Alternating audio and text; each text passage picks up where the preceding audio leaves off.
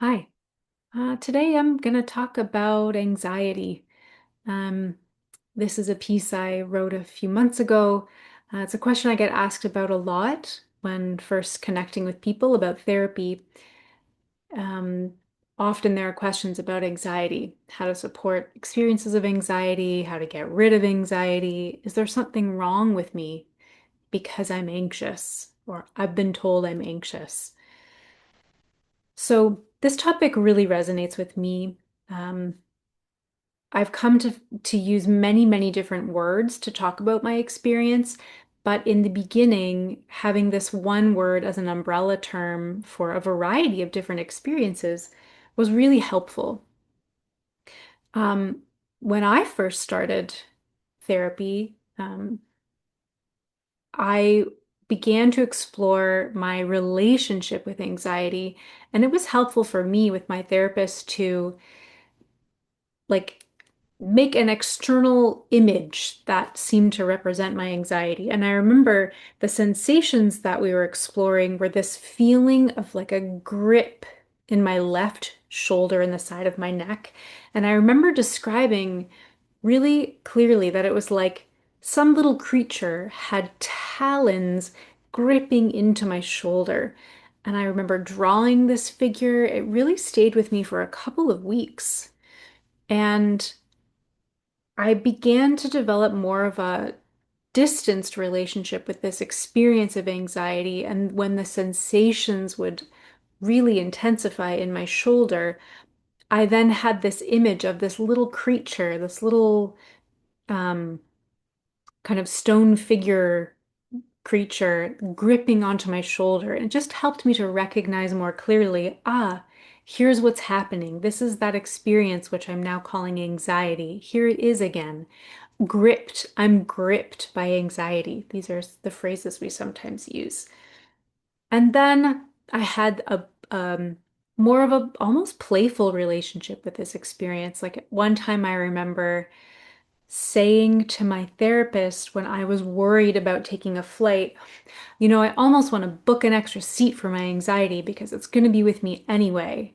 That was a real shift for me, moving from thinking I had to get rid of this experience or else I wouldn't be able to tolerate or cope on this flight, for example, to then shifting into a space where I could imagine this little creature, which I then felt quite a lot of tenderness toward, sitting in a seat beside me, who I could reassure, tend to, nurture this relationship and wonder about what is it that you're here to say. Okay, here you are gripping. Okay, little less tight. That's a little tight for me. There you go. What's going on? What's up? How can I help? And to listen. That was a way that I found through metaphor, visualizing, um, with a lot of back and forth and support and input from my therapist to co-create this way of relating to my experience, which we at that point were calling anxiety, but now I can realize the tendrils of that experience extend far, far back into my youth and are really changing. I really changed now and deep into adulthood. I still have similar experiences, but my relationship to those experiences and my ability to anchor into what's actually happening for me in the very moment that it's happening has really changed.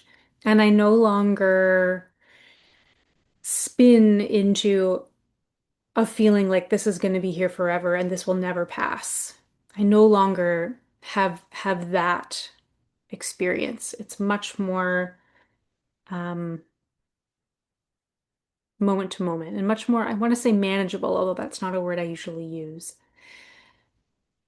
I'm going to share with you this piece now, and I'll take moments to come out and maybe riff on bits and pieces here and there. Thank you for joining me in this experiment of revisiting writing that I've created and reflecting on why these topics are so important to me, and how I have visited these topics with people over the years. It's come to my attention again and again that that there's a common thread for many of these topics, and that's often what inspires me to write about them, and to reflect and to keep learning from the people I sit with. For example, to keep learning about anxiety, with the people that I'm sitting with. And as we explore these terrains together, there's so much to uncover because everyone's experience is simultaneously cosmic and universal and so, so precise and unique to each individual. And that continues to really touch my heart. So this piece is, for now, titled Exploring Anxiety, Understanding Sensations, Body Awareness, and How Therapy Can Be a Support. Anxiety is one of the most common experiences people ask me about. What someone's experience of anxiety is like can look and feel very different from person to person. And the term anxiety has become such a broad label that it's important to me when we're working together that we redefine this term in the context of your unique experience. Some common anxiety symptoms or body sensations, experiences include these physicalizations. Often anxiety shows up in our body before we even recognize it in our thoughts. But we're often taught that our thoughts come first and sensation comes second. But um, in many cases, there's a sensation that takes its time to rise into our awareness, and then we make cognitive meaning of that sensation, but we sometimes miss that connection. So here are some of the things that we could pay attention to together, before jumping to what they might mean. You might experience dizziness, lightheadedness, or a numbness or tingling in your body.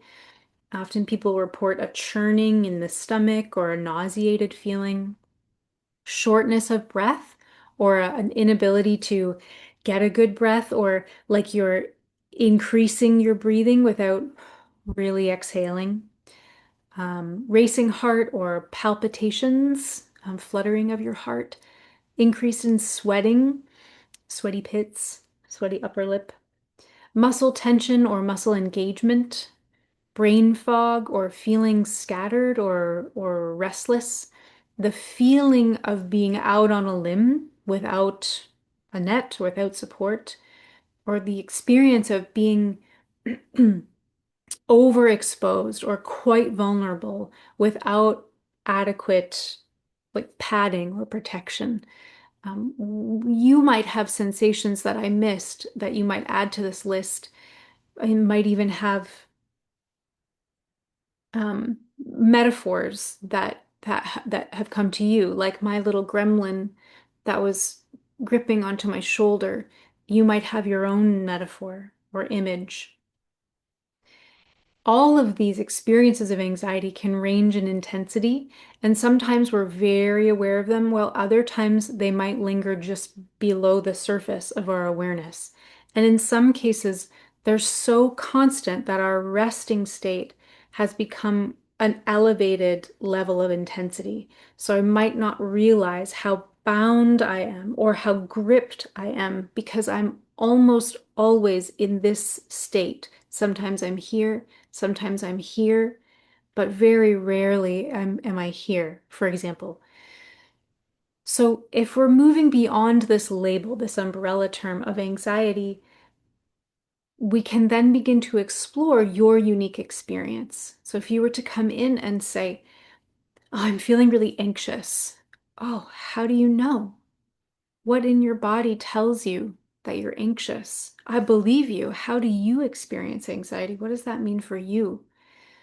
If we step outside of diagnostic labels and pathology, we can move closer toward understanding your unique experience of anxiety. Instead of asking what's wrong with me or what can I do to get rid of this, we can take a step back and look at, well, now that you know how you know that you're anxious, when do you notice? Is it happening right now? So good to know. what's happening now between us that these experiences are more present? Are you curious? Can we wonder about that together? This shift from management of your symptoms or reducing your symptoms and moving more towards curiosity and building awareness, this is at the heart of an embodied approach and a relational approach, which means that there's always already something happening here in the environment or between person to person that is supporting these experiences to emerge. Whether it's a warm, soft feeling and settling back into your chair, there's something here between us that's allowing you to settle. I wonder what that is. Oh, well, I know now that you're not judging me for what I just said.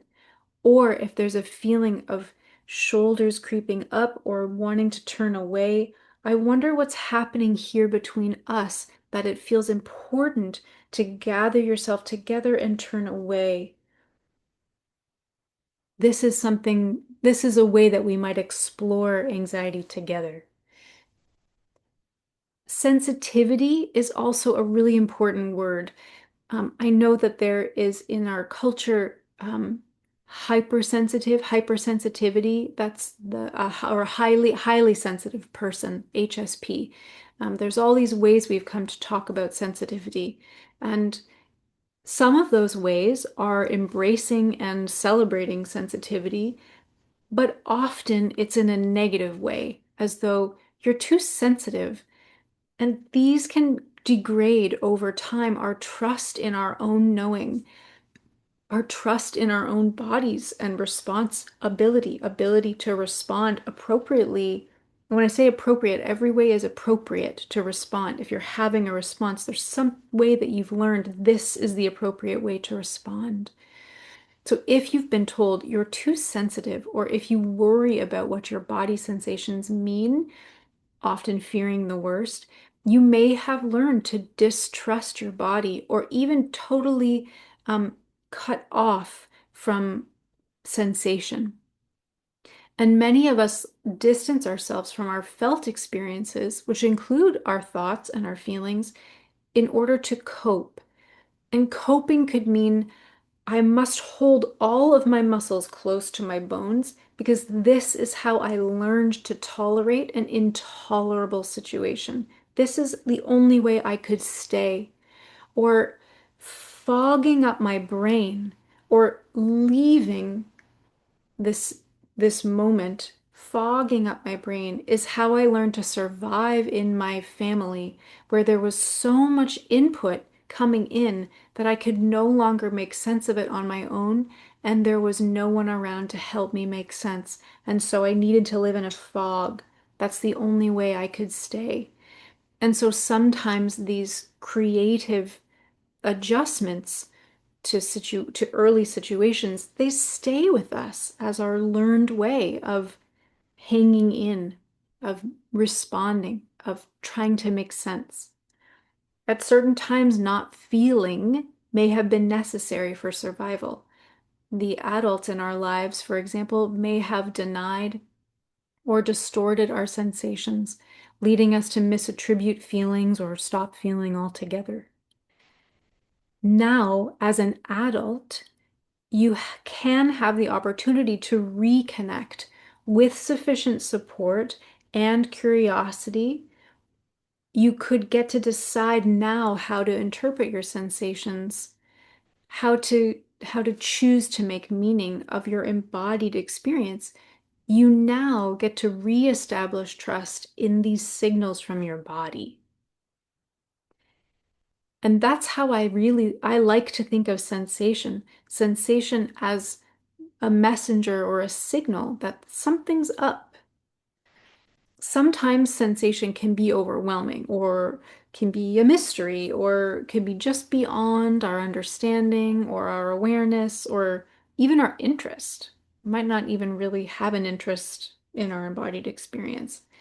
With sufficient awareness and support, and I say sufficient, like just enough support, sensations don't necessarily have to be enemies. in my experience, it can be useful to view sensation as signals that can carry important information about how I'm doing in this situation. For example, if you've always associated a churning feeling in your stomach with, I've done something wrong, or I'm wrong, you might discover a new meaning once we tease out, well, how did you come to know this? When did you learn this about yourself? That this feeling was associated with, oh no, oh shoot. And is that always the case when you get this feeling? Check it out. Do some field work over the next week and see, oh, well, I got this feeling when I was online in line to get a ticket at the train station, and someone bumped into me, and suddenly I felt, oh no, I've done something wrong by being in line. Well, check out what's true about that and what might not be true, what might need an update. Perhaps your body is telling you it's time to step back from this situation or from the meaning I often make in the situation and draw a clearer line for yourself or make a shift based on what's true for you now. You've maybe changed in that time. Slowing down and paying attention to your embodied experience of anxiety, whatever that is for you, without rushing to fix it, without rushing to suppress it or make the usual meaning, you and I together, or you and a trusted person together, could uncover some deeper insight, some your capacity for supporting yourself to understand how this way you've been going about it has been a way you learned to take care of yourself, but it's just not needed in the same way anymore. Exploring anxiety in a supportive environment, which could be a therapy session or a safe conversation with someone you trust, and I would suggest with some, I want to say playfulness. That feels like a leap because I know you can't often start with playfulness, but in my experience, the support of play, playfulness, curiosity, a lightness, bringing a metaphor into the mix, um, can be a huge support for something that otherwise can have felt very private, very insular, very heavy. Um, this can be the support to open a space for some new awareness. In therapy, my way is to focus on your here and now experience, bringing some curiosity to sensation that's arising now as we're working together and supporting you in finding new ways to relate to these experiences. I'm wondering if anything in here has been familiar, is resonant, useful, not useful, murky. I'd love to hear how this resonates with you. Thanks again for joining me in this experiment as I reflect on some of these themes that I'm noticing are coming up with the people that I'm meeting.